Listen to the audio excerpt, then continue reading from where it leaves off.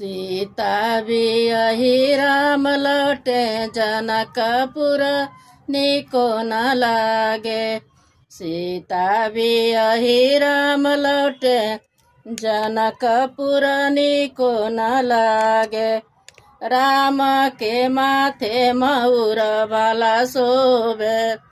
राम के माथे मयूर भाला शोभे। सीता के शोभे से नुरवा जनकपुर निको न लागे। सीता के शोभे से नुरवा जनकपुर निको न लागे। सीता बियही राम लौटे जनकपुर निको न लागे। राम के हाथे धनुष भाला शोभे। राम के हाथे धनुष